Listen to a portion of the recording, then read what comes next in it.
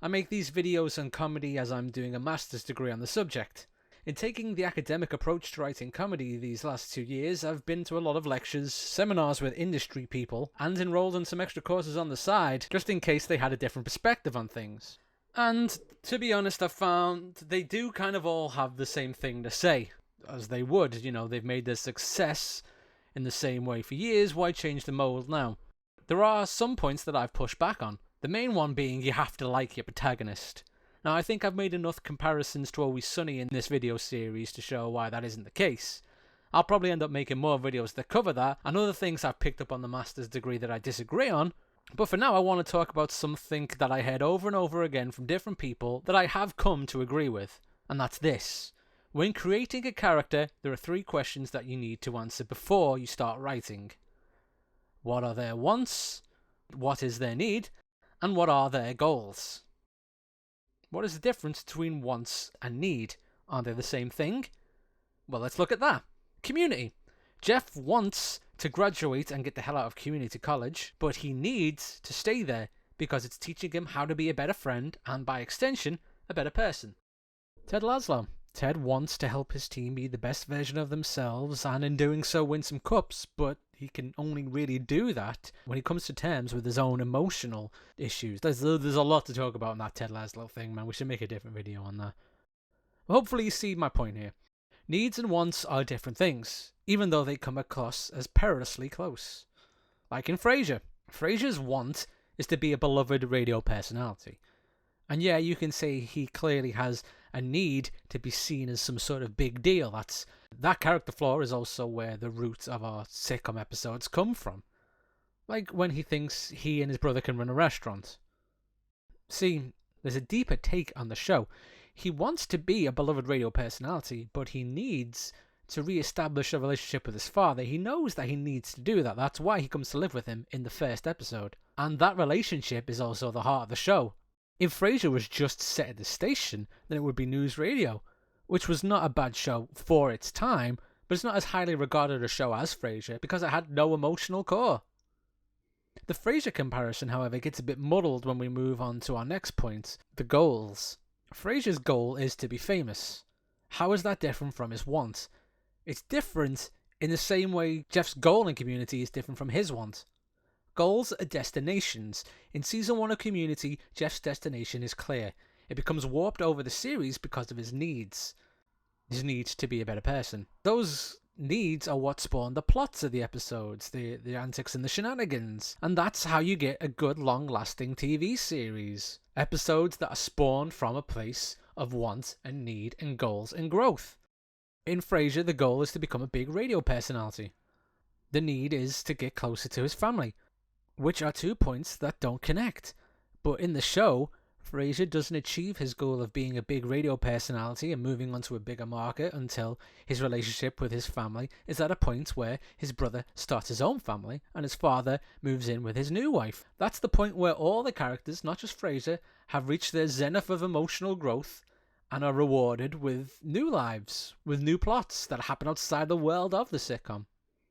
The whole wants and needs thing is much easier to talk about in comic dramas. Like, I haven't seen Afterlife because I find Ricky Gervais repulsive, but I can gather from the trailer that the want of the character is to mournfully pine the loss of his wife and use it as an excuse to be a bit of a prick.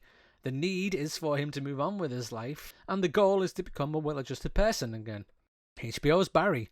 The want is to feel like a normal person, the need is to be loved and accepted, the goal is to put the past behind him and not think about all the terrible things he's done.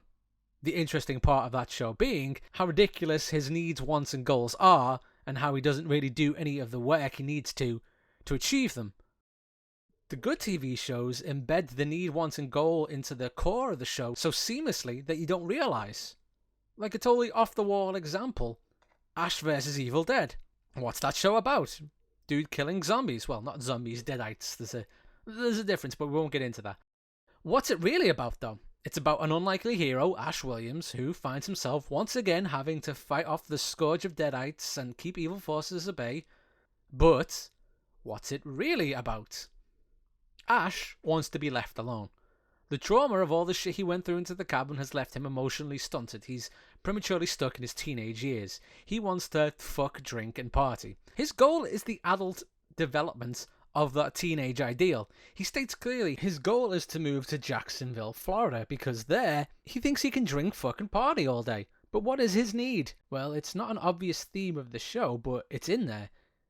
His need is to grow up. It's to accept responsibility. He's not the rudderless pawn in the Deadites' plan that he thinks he is. He's the one that brought the Deadites back, and it's his responsibility to deal with them now. But there's also more to it than that.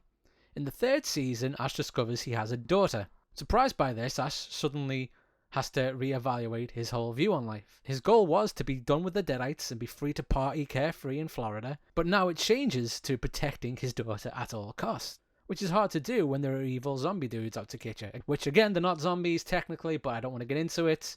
And big spoiler for the show ahead, Ash's sacrifice in the last episode is the completion of his goal. His goal is to be a good father, to protect his daughter. And in order to do so, he has to lay down his life so his daughter can have a fighting chance at the end of the world. Now his resurrection after that, that's just the need to continue the series, and also to remind you that regardless of what Ash's wants, goals, and needs are, he's still a fucking badass. The whole wants, needs, and goals thing can sound a lot more complicated than it is. If you look at comedy shows with a lore like Venture Brothers, you'd have to do all sorts of character studies and Venn diagrams tracking each character's wants, needs, and goals and seeing how they overlap. But I guess the point I should have made at the start of the video here is that though the wants, needs, and goals of the characters are important, that doesn't mean they have to be obvious. They are important to the writer, not necessarily to the audience. I'm not trying to always come back to Always Sunny here, it just happens, but the wants, needs, and goals of the characters in that show are much less tangible. You can say there are some, but I think you'd be grasping at straws to do so. I think wants, needs, and goals is a good theory with which to approach writing, but it's not something that you need to live and die by. It's much clearer in the first series of Always Sunny what those characters' wants, needs, and goals are, but the first series is not a very good series. So what does that say about the wants, needs, and goals theory? Well, I'll leave that for you to decide, because I'm done talking about it. Hope that wasn't too obtuse a topic. I just want to get the most out of my Masters, man. I paid for it, so I'm going to delve into it for video topics going forwards. Speaking of video topics, you can check out the older videos on the YouTube channel here, as well as our D&D campaign we've got on the side, and our sketch show. All the links are there. Like, share, and subscribe, yada, yada, yada. In fact, just do this. You don't have to do the like part, just subscribe, so then you know when the next thing's coming out, and I know people are actually watching these things.